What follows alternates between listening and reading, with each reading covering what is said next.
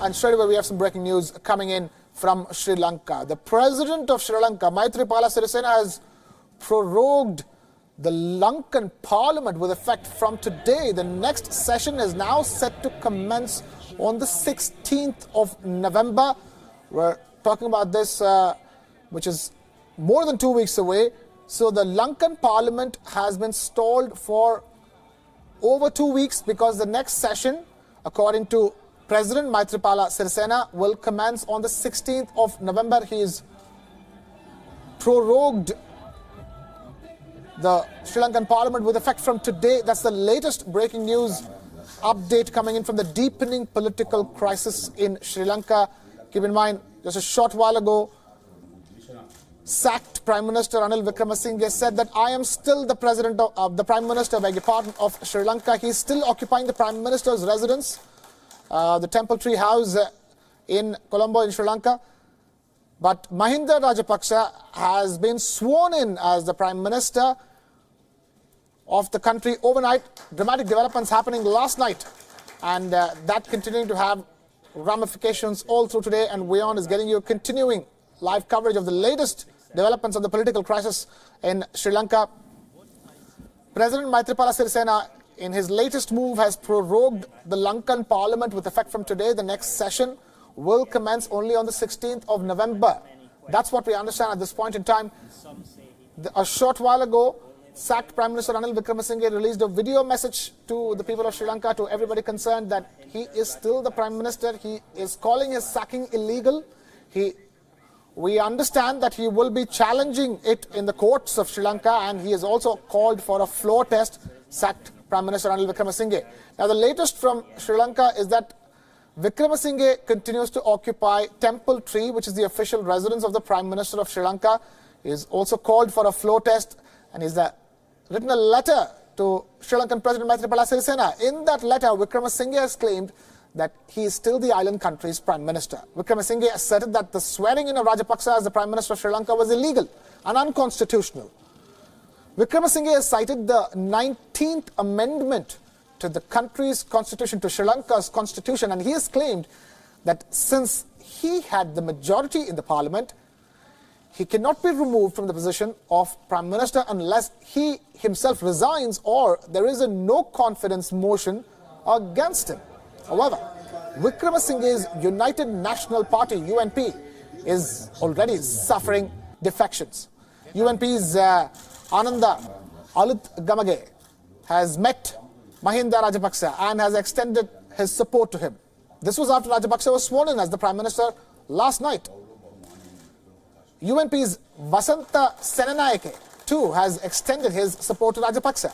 Meanwhile, all eyes are on the parliamentary Speaker of Sri Lanka, Karu Jayasuriya. Now, the Speaker has said that he will decide today whether or not to recognize Rajapaksa as the Prime Minister, after seeking legal advice. The Speaker of the Sri Lankan Parliament is seeking legal advice as we speak, and he has confirmed that today, within today, he will decide whether or not to recognize Rajapaksa as the Prime Minister, whether or not the sacking of Ranil Wickremesinghe is valid or not. Keep in mind, Ranil Wickremesinghe himself is calling for a floor test. He is confident that he can prove his majority on the floor of the Sri Lankan Parliament. He has released a video message saying that he is still the Prime Minister of the country. But Maithripala Sirisena, the president who, in front of whom Mahinda Rajapaksa was sworn in, has maintained that this changing of the Prime Minister comes under his purview and that it's not illegal and that it is his call to take. The slugfest plays out in Sri Lanka with developments coming in by the hour, and now the latest development is that shortly after the sacked Prime Minister Ranil Wickremesinghe called for a floor test in the Sri Lankan Assembly, the Sri Lankan Parliament, Maithripala Sirisena has prorogued the Parliament session of Sri Lanka with effect from today, and he said that the next session of the Sri Lankan Parliament will commence only on the 16th of November. Now, that gives time for Mahinda Rajapaksa, the newly sworn-in Prime Minister, to cobble up support and establish it on the floor of the House. The Speaker of Sri Lanka, meanwhile, is getting legal advice. Now, the dramatic Developments unfolding in Sri Lanka are being watched very closely here in India. According to Wion's sources, the quote-unquote internal developments in Colombo are being watched with concern, particularly as the sacking has come just a week after Ranil Wickremesinghe visited New Delhi. Now, over the last few weeks, it was becoming increasingly clear that President Maithripala Sirisena and Ranil Wickremesinghe had fallen out. Ranil Wickremesinghe was opposed to the increasing influence of China and was seen as close to New Delhi. Even the US too has reacted over the dramatic sacking of Ranil Wickremesinghe. The State Department of the US has tweeted, and I quote, "We call on all parties to act in accordance with Sri Lanka's constitution, refrain from violence and follow due process. We expect government of Sri Lanka to uphold its Geneva commitments to human rights, reform, accountability, justice and reconciliation," unquote. The US has also urged political parties in Sri Lanka to abide by their constitution. Expressing concern, the United Kingdom has also urged all political parties in Sri Lanka to show restraint and follow due process in resolving the crisis after the shock sacking of Prime Minister Ranil Wickremesinghe. UK's Minister of State for Asia and Pacific Foreign Office has tweeted, and I quote, "Following today's developments in hashtag Sri Lanka closely and with concern, we call for all parties and competent authorities to ensure that the constitution is respected and due political process followed," unquote.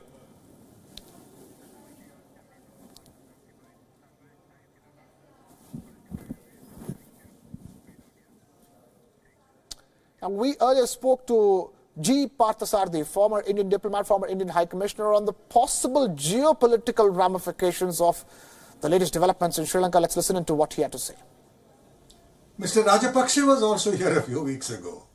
So I think we have been very even-handed and careful in handling with political parties in Sri Lanka. Most importantly, I hear a lot of concern voiced about China. Now let us be realistic. China is now being viewed with great caution by everybody, including Pakistan, when it comes to their so-called aid and the so-called freight corridors. For example, Pakistan, the Imran Khan government is looking very, very carefully at what China has on offer and is really scared of getting into a debt trap. $62 billion. How do they repay? So they're planning to prune the projects. And in the meantime, the information has come in Pakistan that even in the agricultural sector, China is planning to take it over so that it produces agricultural products which are eaten only in China. The same thing has happened in Myanmar, where the size of an industrial corridor has been cut down. And in Malaysia, $21 billion worth of projects offered by China have been dumped. So I think we should leave it to the wisdom of the Sri Lankans. They are already in deep debt to China. And if they want real assistance which does not lead them into that sort of a trap, then Japan, India, the Western countries and the international financial organizations are always available. So let's not make it an India-China episode, because on our side there are also people with big pockets like the Japanese. The West is there and they don't particularly welcome a very large Chinese strategic and maritime presence in the Indian Ocean.